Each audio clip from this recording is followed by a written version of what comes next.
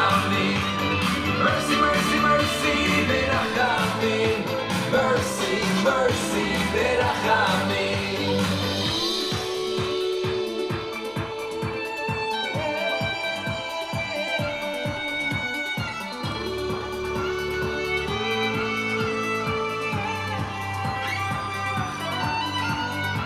No one can stop us now.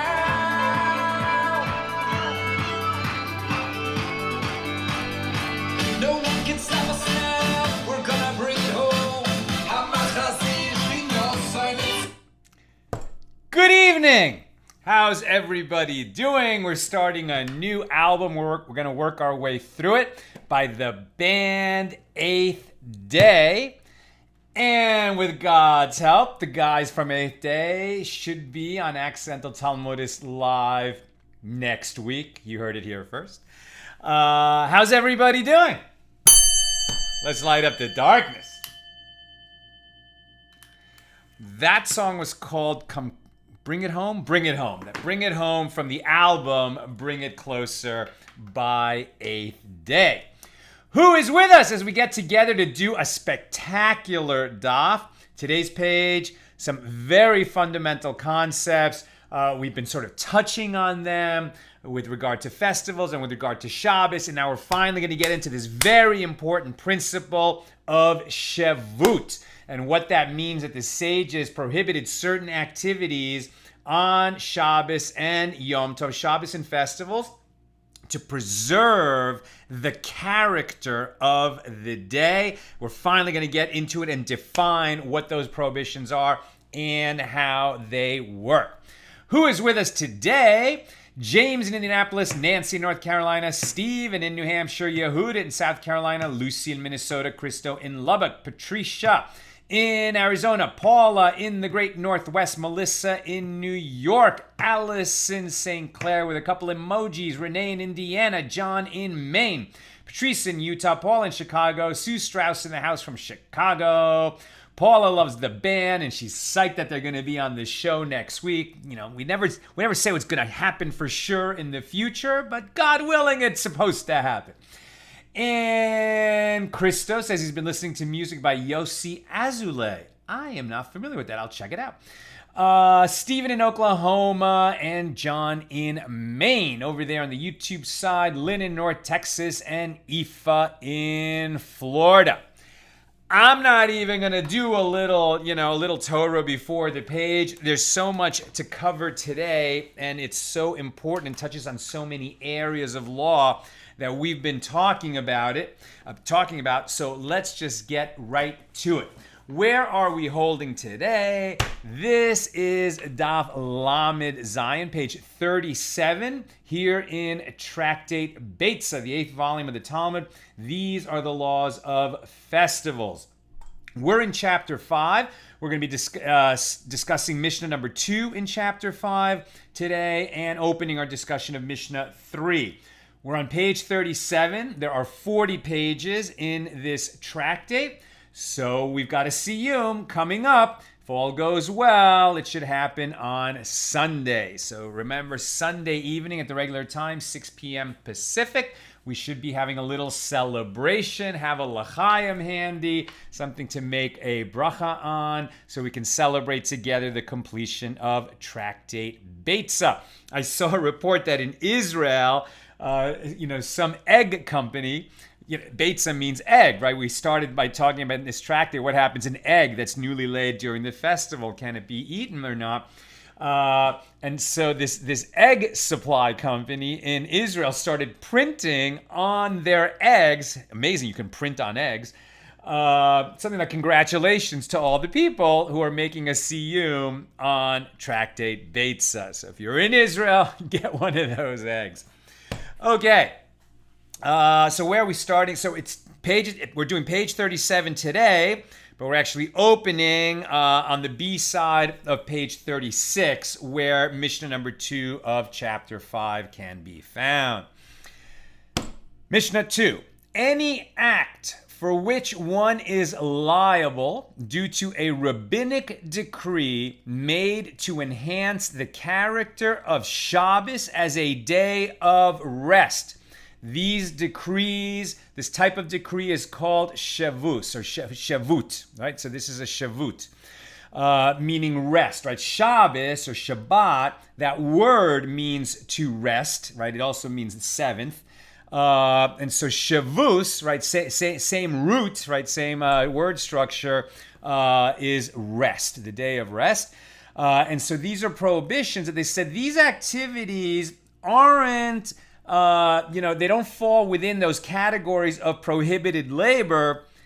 And it's not because we're drawing a fence around those categories of prohibited labor that we need to prohibit these activities. But nevertheless, the sages prohibited these activities on Shabbos and festivals because doing them would sort of take away from the character of the festival, the resting and rejoicing on the festival day or on Shabbos. So the point of this Mishnah is any act which falls into that category of laws of Shavut on Shabbos one is also going to be liable for doing that on a festival, right? As we've seen, Shabbos and festivals have all the same laws, except that you can prepare food and what's related to preparing food, and sometimes that relationship can be pushed a little bit. But in terms of these prohibitions that the sages created for Shabbos to maintain its character as the day of rest, they are going to be extended to the festival as well. So that's the main thing. So any act for which one is liable due to the rabbinic decree called Shavut, rest, to enhance the character of Shabbos as a day of rest, or if it is a restriction that the sages made up that is extra notable because it is optional, meaning that it involves a mitzvah that's not a full-fledged mitzvah, because like when you do this thing, it's a mitzvah, but you're not obligated to do it. You're not obligated to do it. There are certain mitzvahs, positive actions, that when you do it, you're performing a mitzvah, but you're not obligated to do that mitzvah. And we're going to be talking about some examples of that. Or if it is a full-fledged mitzvah and you are obligated to do it, nevertheless, the sages said with regard to certain optional mitzvahs and even some obligatory mitzvahs, that even though you're obligated or permitted to do them during the week, you may not do them on Shabbos. And with regard to those mitzvahs, the optional ones and the obligatory ones, that you're prohibited to do them on Shabbos, you're also going to be prohibited to do them on a festival. And that's what this Mishnah is all about. And now they're going to give us examples. And these are the acts prohibited by the sages as Shavut. One may not climb a tree on Shabbos, nor ride an animal, nor swim in the water, nor clap his hands together. What? We do a lot of clapping in synagogue on Shabbos. How could this be here?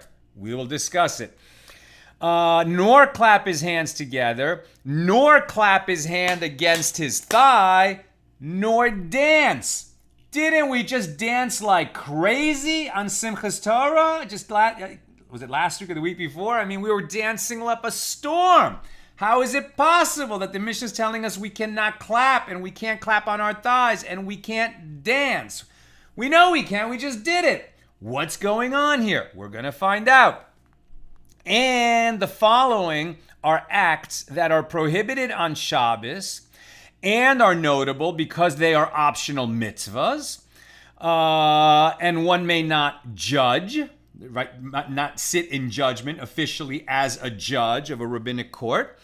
And one may not betroth a woman, which is like the first step in marriage as it was practiced in ancient times. At that point, you do become prohibited to other people, right? But you're not fully married yet, but that betrothal can't be done on Shabbos or festival, nor perform chalitza.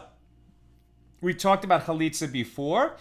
This was in ancient times when the concept of levirate marriage still existed, meaning that if a man and woman were married and then he died before they had children and he had brothers, so then his brothers, starting with the oldest one, would have an obligation to marry his widow so that and the first child that they would have together would be in the name of the deceased brother. Then after that, the rest of their children that they would have together would be in the name of this couple. Now, the new couple. When it was outlawed in Jewish law to have multiple wives, levirate marriage also became impossible. But when it is legislated in the Torah, so when it was still being performed, these were the rules that were followed. But so when there was levirate marriage, they didn't have to marry each other. Like the surviving brother had a mitzvah to perform by marrying his dead brother's widow. But if they didn't want to marry each other, no one could force two people to marry that didn't want to be married in this situation. Then they would go through a ceremony called chalitza, which is a little bit embarrassing to the man who would not sort of propagate his brother's name after he died. But that ceremony called chalitza cannot be done on Shabbos nor on a festival. Nor may one perform a levirate marriage that we just discussed. And the following are prohibited on Shabbos, despite the fact that they are notable because they are full-fledged mitzvahs, meaning obligatory mitzvahs.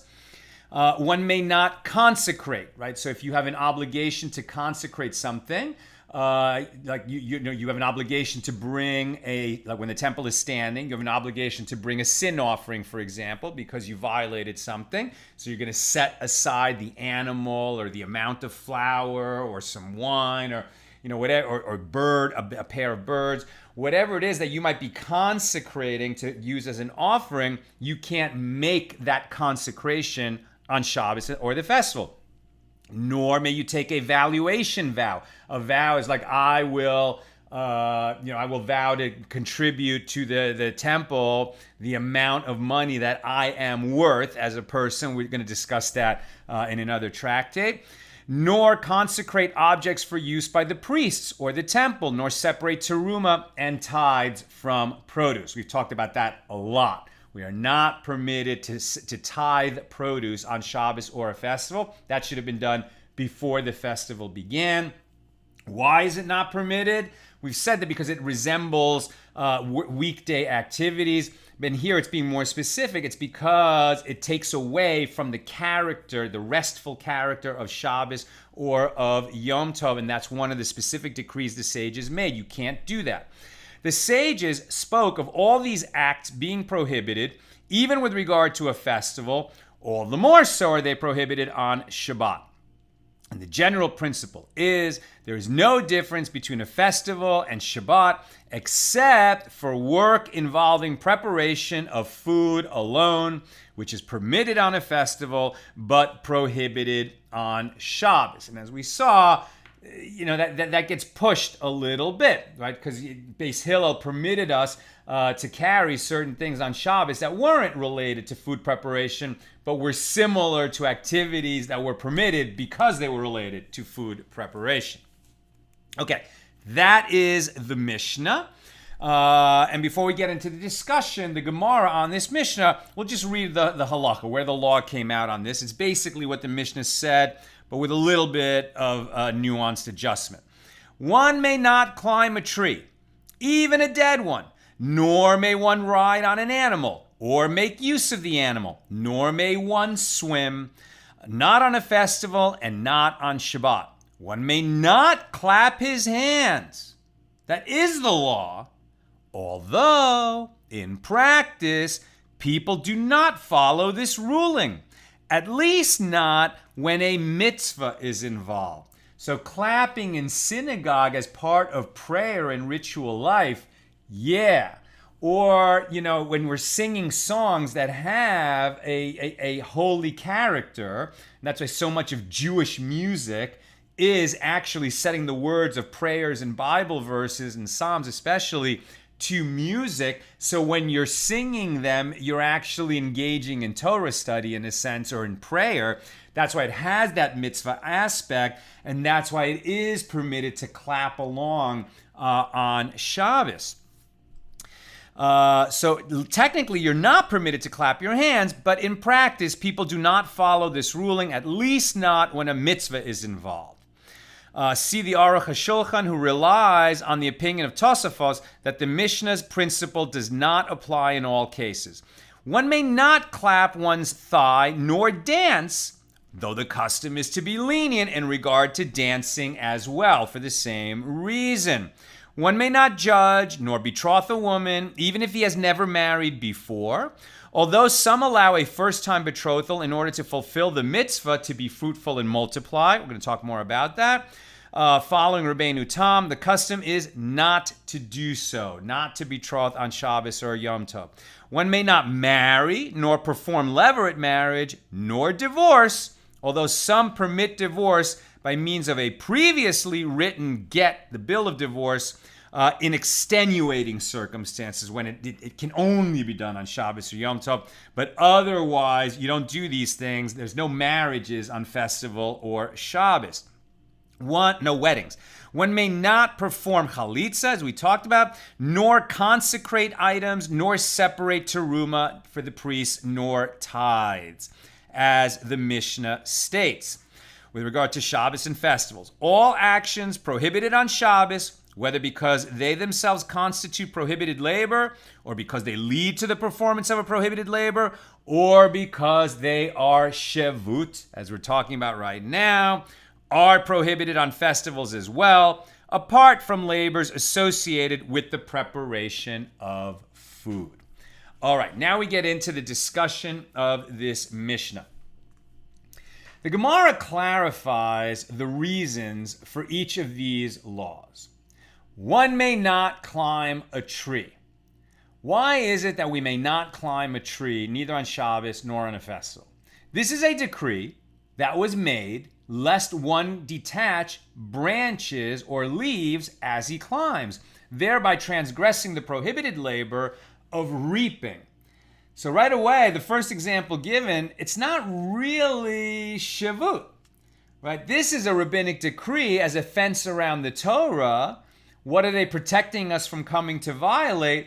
The prohibition on harvesting, right? Because as you climb the tree, you might detach leaves or branches or something. You can't cut any plant or any part of a plant off the plant on Shabbos or festival, because that is like harvesting. Nor ride an animal. Well, this is a decree that was made lest one go beyond the Shabbos limit on the animal. What's the Shabbos limit? It's the distance that you can walk on Shabbos, 2,000 cubits from your Shabbos residence, right? Unless, it's within a city and there's an Erev, then it's 2,000 cubits from the edge of the Erev, from the edge of the city limits. And we talked a lot about that in Tractate Erevin.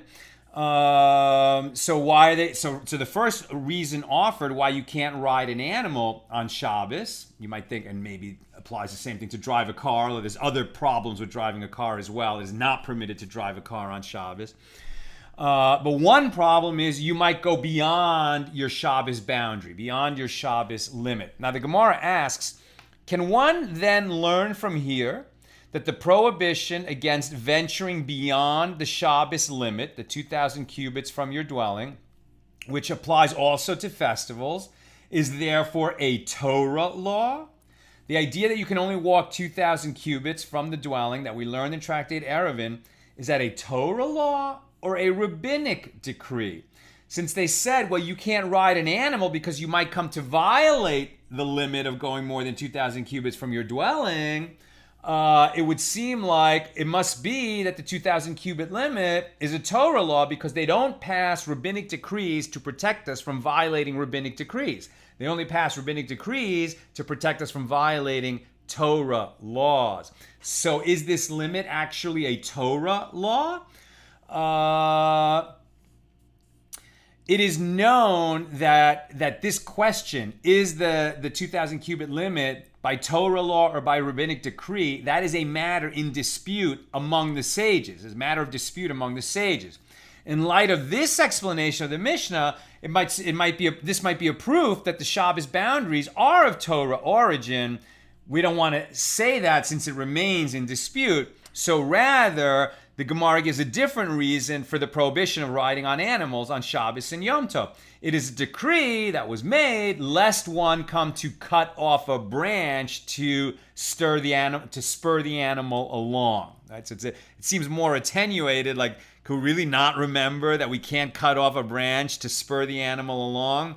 But they don't want to get into what is more likely the real reason, because the implications of that are difficult, right? So they say, no, you can't ride an animal because you might come to need to do stuff to the animal. This is actually the reason why you shouldn't ride a bicycle on Shabbos, because you might come to fix the bicycle. And really, riding an animal, you might come to need to feed the animal, to repair the animal's horseshoe, to repair its bridle, to cut off a stick to spur it along, things like that. It's going to create all kinds of problems.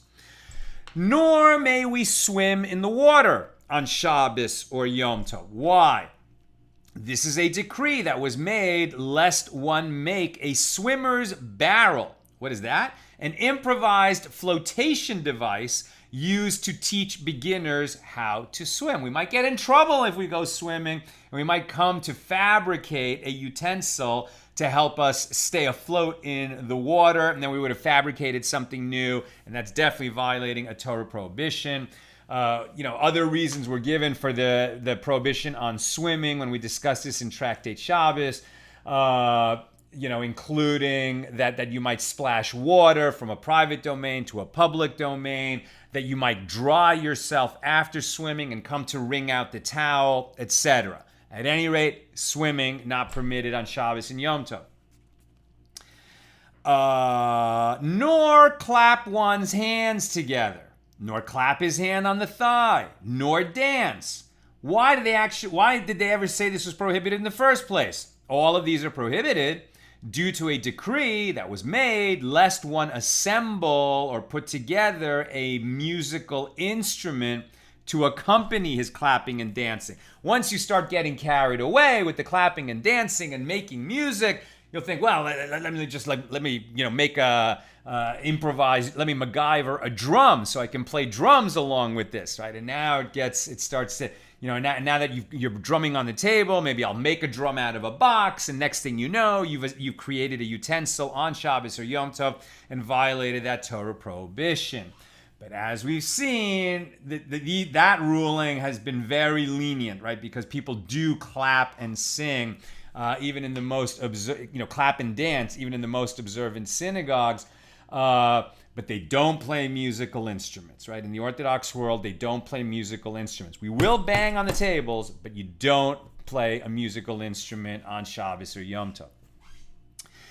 It was taught in a Mishna, and the following are acts that are prohibited on Shabbos and are notable because they are optional. In other words, they involve an aspect of a mitzvah, of a commandment, but not the complete commandment. Example, one may not judge. And the Gemara asks, but doesn't one perform a full-fledged mitzvah by acting as a judge in a rabbinical court? Why is it categorized as optional rather than as a full-fledged mitzvah? And the Gemara answers, no, it is necessary for the Mishnah to categorize it as optional, as it is speaking of a case where there is another person who is more qualified than this individual to act as a judge. Since the other person can judge even better, it is not considered an absolute mitzvah. He's not obligated to step in and be the judge. That's why it's not considered in that obligatory full-fledged mitzvah category. In any case, we don't sit in judgment on Shabbos and Yom Tov. Next example, one may not betroth a woman. And the Gemara asks, why is this categorized as optional, indicating that it is not a full-fledged mitzvah? What is the mitzvah of betrothal? Right? Betrothal is a procedure by which the man and woman, become, it's not what we call engaged, right? That's a little bit different. In ancient times, when you betroth, the man and woman were betrothed to each other, it's not just an understanding between them. Now they have legally become bound to each other, and they are no longer permitted to anyone else. And if they were to change their minds, they would need a bill of divorce, even though they haven't completed the marriage procedure. So that although there is a legal way that people get married, a procedure that they go through, what is the mitzvah that they are fulfilling when they become betrothed or when they marry?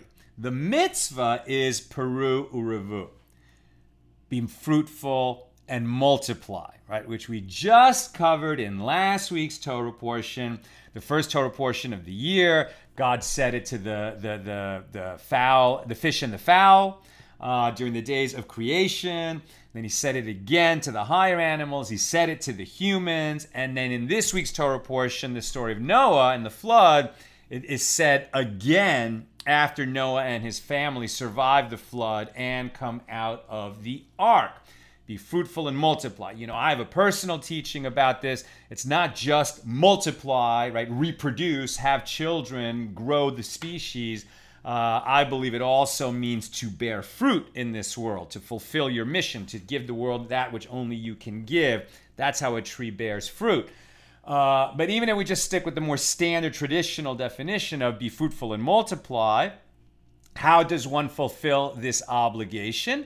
According to Beis Shammai, the followers of Shammai, a man has not fulfilled his obligation to be fruitful and multiply until he has 2 sons. According to Beis Hillel, until he has a son and he can fulfill it with a son and a daughter, 2 kids. Right? In other words, kind of replacing yourself.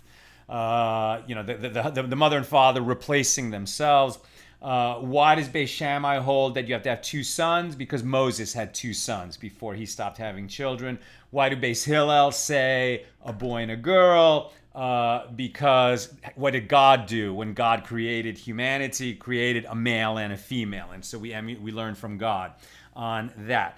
At any rate, one is fulfilling you can't have kids, right, without getting married, according to Torah law. So when one gets married, he's in process of fulfilling the obligation to be fruitful and multiply. So it's a full-fledged mitzvah. We can't betroth or get married on Shabbos, but why is it in that second category of kind of optional, not a full-fledged mitzvah, as opposed to the third category of a full-fledged mitzvah? That's what the Gemara is asking now. Why is this category categorized as optional, indicating that it is not a full-fledged mitzvah?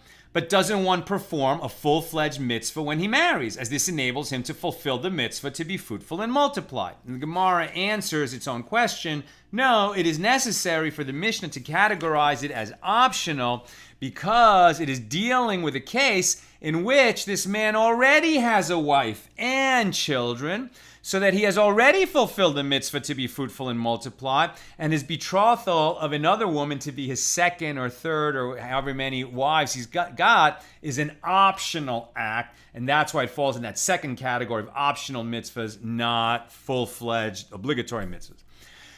Next example, nor may he perform chalitza, nor levirate marriage. And the Gemara asks, but doesn't one perform a mitzvah, a full-fledged mitzvah through these acts? Why are they categorized as optional? And the Gemara answers, no, it is necessary for the Mishnah to categorize them as optional, as it is speaking of a case where there were multiple brothers, one of them died.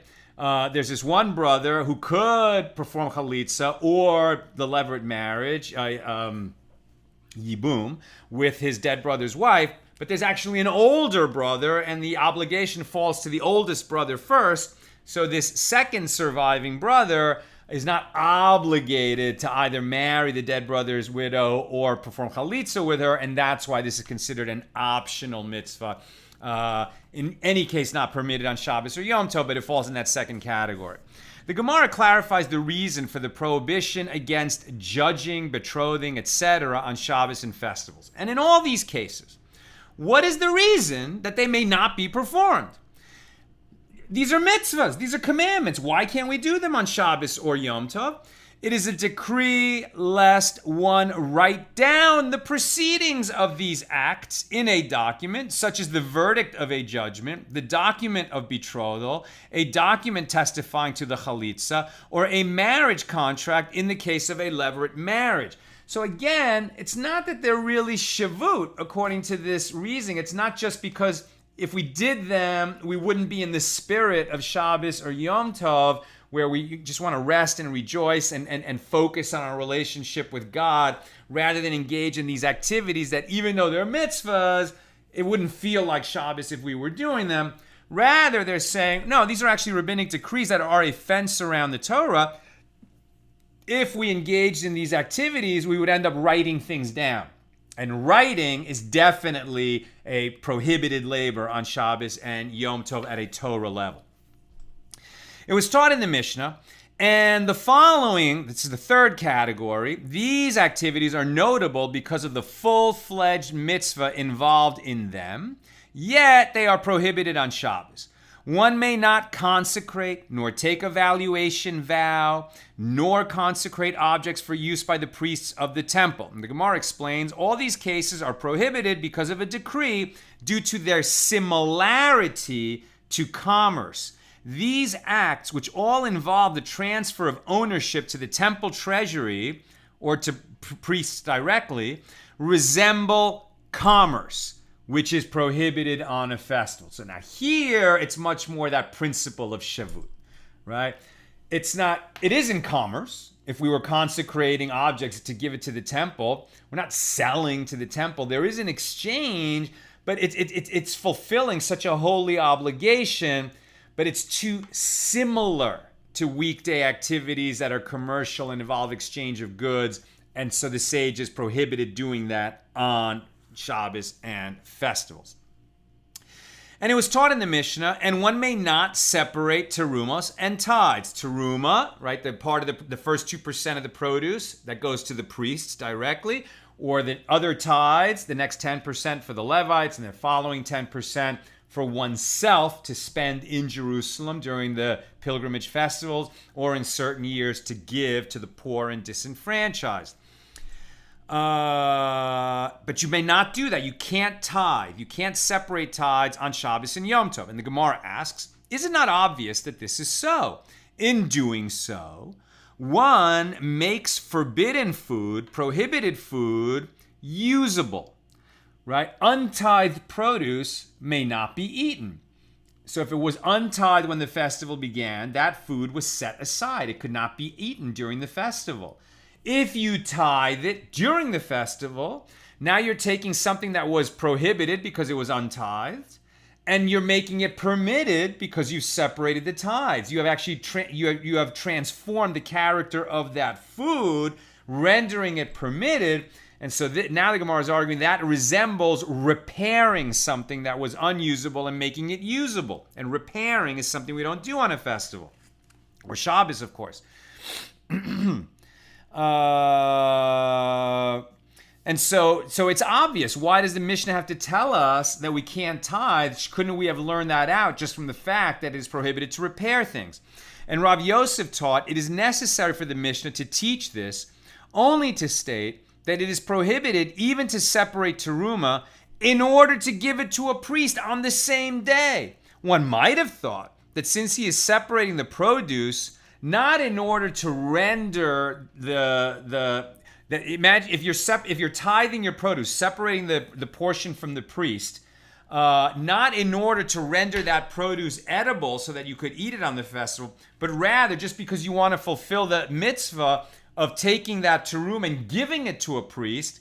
So you might have thought that would be permitted, since your intent is not to render the untithed produce edible, but rather to fulfill the mitzvah of giving teruma to a priest. And so our Mishnah teaches us, even if your intent was just to give the teruma to the priest and not to render the untithed produce edible, nevertheless, it's prohibited.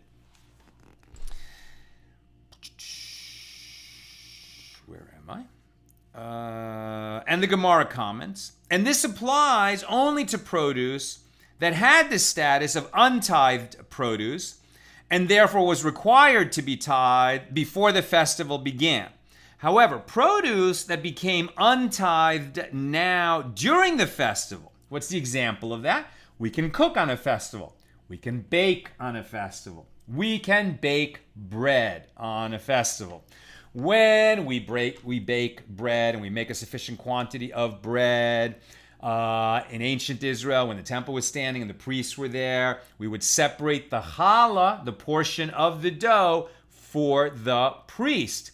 Now, until you separated that challah, and as soon as you separate, it's consecrated. You don't have to hand it to the priest on that day, but as soon as you separate it, you consecrated that portion of the dough that you separated for the priest. We just learned you cannot consecrate on a festival. But here, separating the challah from dough that you're baking into bread is so intertwined with food preparation. In other words, you can't bake bread if you don't have the ability to separate the challah. So separating the challah from bread, that is permitted on the festival. That's what we're learning right here. However, produce that became untithed during the festival itself, such as dough prepared on the festival, which becomes untithed and requires challah to be taken from it only after the dough is made, couldn't have been done before the festival. With regard to separating challah from it, yes, one may separate the challah and give it to the priest even on a festival. And the Gemara asks a question. When the Mishnah describes those cases as notable, the second category, because they are optional, is this to say that their prohibition is not because of a rabbinic decree to enhance the character of Shabbos as a day of rest, Shavut? Likewise, with regard to those cases described as notable because they are full-fledged mitzvahs, the third category, is this to say that their prohibition is not because of Shavut? The Mishnah, by referring only to the first of the three categories as Shavut, implies that the acts listed in the following categories do not involve Shavut. But this is not so. As the Gemara stated above, all these acts are prohibited by rabbinic decree to enhance the character of Shabbos and the festival as days of rest. So it's interesting, they gave motivations for the sages to pass these decrees. In other words, in several instances, it described why, if we did those things, it would be, from a policy perspective, from the sages' point of view, it's a bad idea because we might come to violate Torah prohibitions. But now they're telling us, no, and actually there are two reasons at work to pass the law. Nina and I, when we're writing a screenplay, we often say that a character should only have one motivation for doing something. If he has two reasons to do the same action, it's weaker than if he has one reason. But here, when we're talking about the reasons of the sages, or any legislators to pass laws, often they do have multiple reasons. And so here, it's both to protect us from coming to violate Torah laws, and also to preserve the character of Shabbos and Yom Tov as a day of rest. Rabbi Yitzhak said they are indeed all prohibited as Shavut, all these activities that we've been talking about. The Mishnah lists three types of Shavut: those that involve no mitzvah whatsoever, those that have a mitzvah aspect to them that are optional, and those that constitute a full-fledged mitzvah. And the Tana is speaking and arranges his list employing the style of there is no need, i.e. he arranges the cases in order of increasing notability. First, there is no need to state, i.e. it is most obvious that plain Shavut, which involve no mitzvah at all, is prohibited, but even Shavut of an optional act, i.e. an act that is a minor mitzvah, is also prohibited. And there is no need to state, i.e. it is obvious that the Shavut of an optional act, that if the Shavut of an optional act is prohibited, that the Shavut of an optional act is prohibited, but even the Shavut of a full-fledged mitzvah is also prohibited. So it's just the kind of logic of how those were arranged. And that actually concludes our discussion in the Gemara of Mishnah number 2 and the different cases of Shavut that are prohibited both on Shabbos and Yom Tov. And now we pass to Mishnah number 3. And so now I'm at the bottom, near the bottom of the A side of page 37. We're going to read this Mishnah and just open the discussion of it in the Gemara. And then I'm going to come to questions and comments. But before I read the Mishnah, I'm actually going to read the law so we understand the law, because this Mishnah is not, it's a little bit challenging to understand the Mishnah. So let's understand basically what we're talking about. The status of animals and vessels is as the feet of the owner.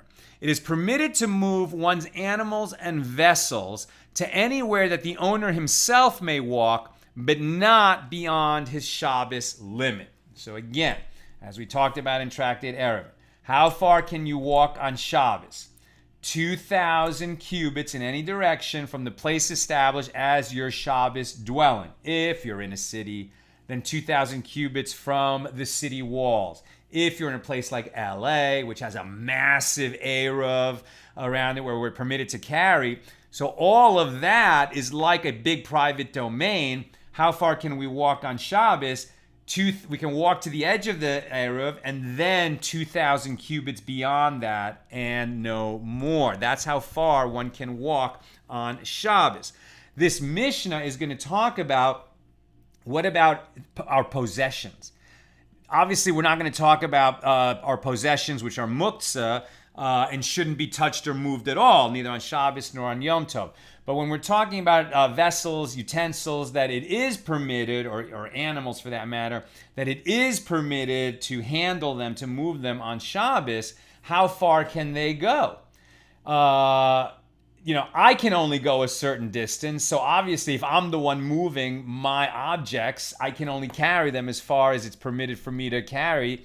Well, first of all, if you go beyond your Eruv, you can't carry them at all. But even if there's some way in which they could move without a Jew carrying them in the public domain, which would be prohibited, still they should not be moved further than I could walk. And that's what this Mishnah is about.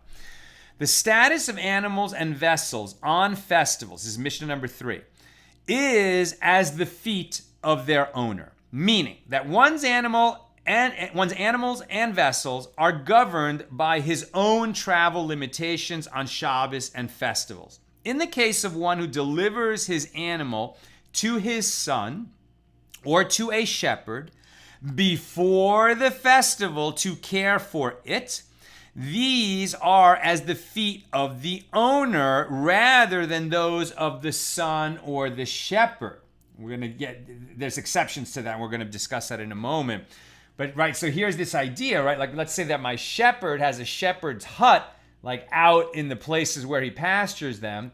I live on my farm, right? At a certain distance from the shepherd's hut.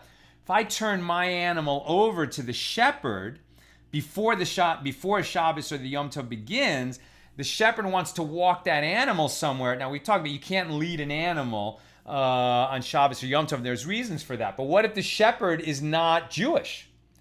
Right? He can move that animal around. But if it's my animal, the animal should stay within my Shabbos boundary, even if I've turned it over to the shepherd. And that can create some complications. So we're going to come back to that.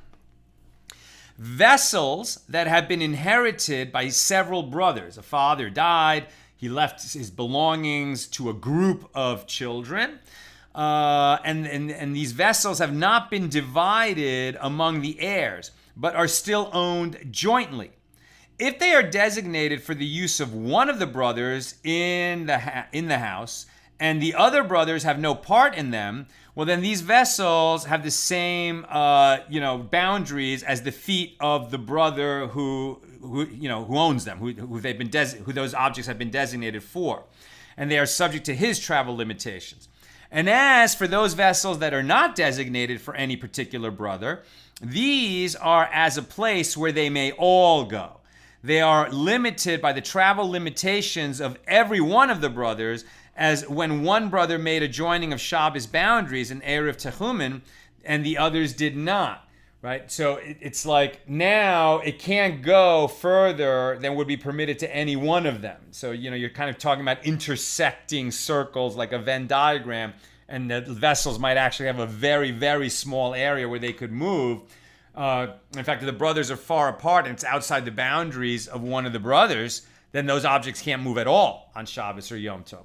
One who borrows a vessel from another on the eve of a festival, before the festival began, it is as the feet of the borrower rather than the owner.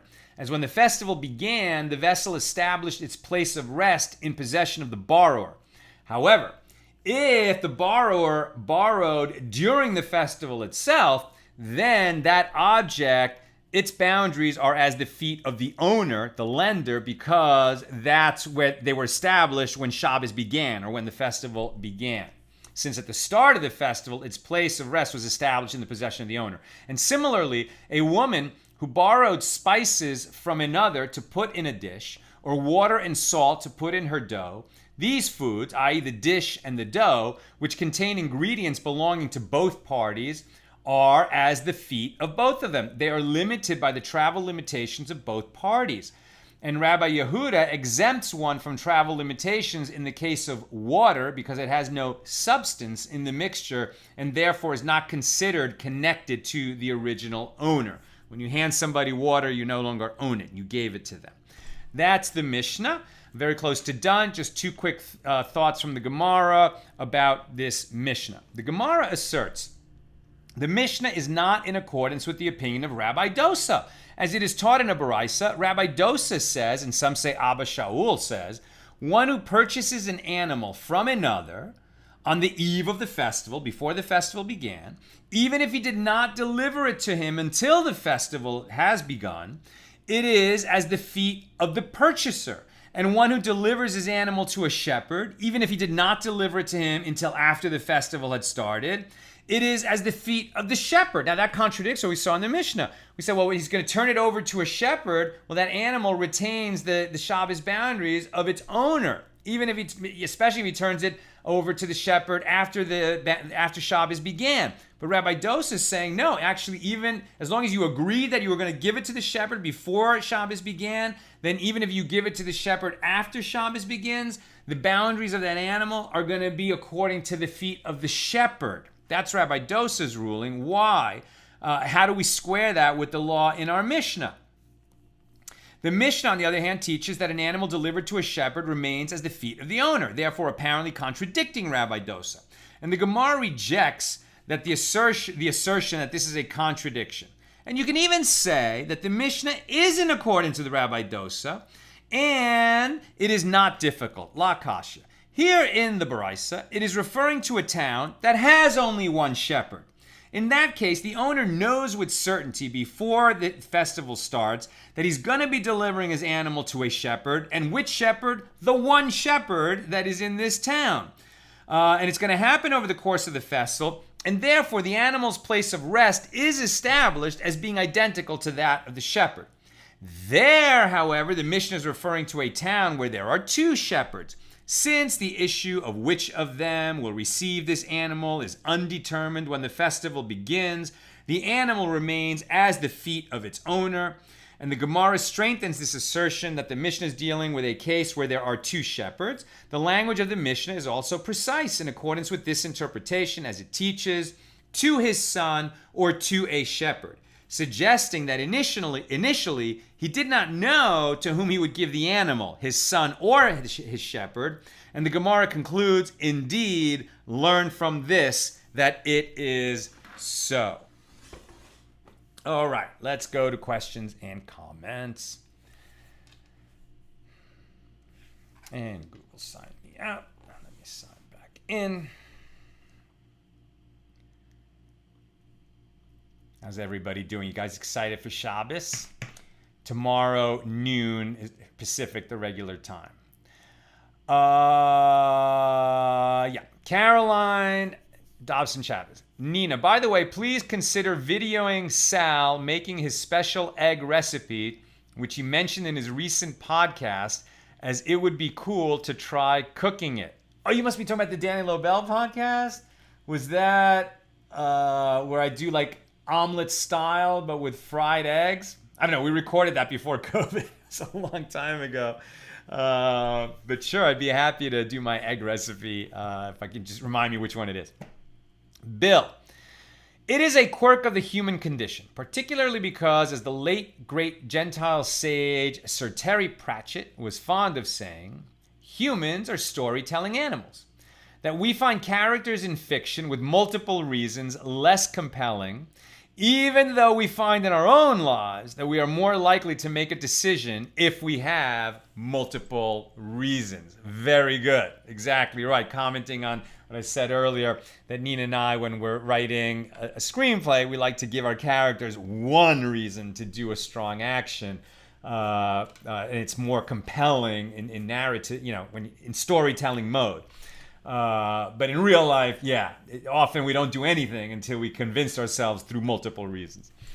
And Bill also says, this may be something we're getting into soon, but could you lease the sheep to the shepherd in an analogous way to selling your wheat products to Gentile neighbors during Passover? So you can definitely lease animals. And in fact, in a year or two in our journey through the Talmud, we're going to be talking a lot about entrusting an animal or a utensil, a tool especially, to another person, and then who's responsible for damages if that thing is stolen or destroyed, right? If I lend, it's a different that's for the benefit of the borrower. If I rent, right, I'm making money when he borrows it. That could be a different answer. If I pay him to watch over this object, it's a different answer than if I ask him as a favor to watch over the object. All of these can produce different results. But I think what's germane to our discussion now is you couldn't enter into such an arrangement and discuss the details of it on Shabbos or Yom Tov. But what we saw is you could make that arrangement before Yom Tov and then just say, I'll bring the animal with me when I walk into town to go to synagogue, and then I'll hand it over to the shepherd. Now, we've seen that you can't lead an animal with a rope on Shabbos. I remember we discussed that. So how are you going to bring this animal? You can't ride it. You can't lead it with a rope. You can't, push it behind with a stick. That's also going to be problematic. So I'm not sure exactly how that happens, except perhaps, with a very docile animal, maybe you just walk next to it and it walks beside you, and it'll be happy to go with you, and then you can turn it over to the shepherd when you get there. But entering into, formal arrangements, I'm sure that would be prohibited on Shabbos and Yom Tov. That's what I've got for us today. With God's help, we'll be together again tomorrow at noon Pacific, the regular Friday time. Have a wonderful evening.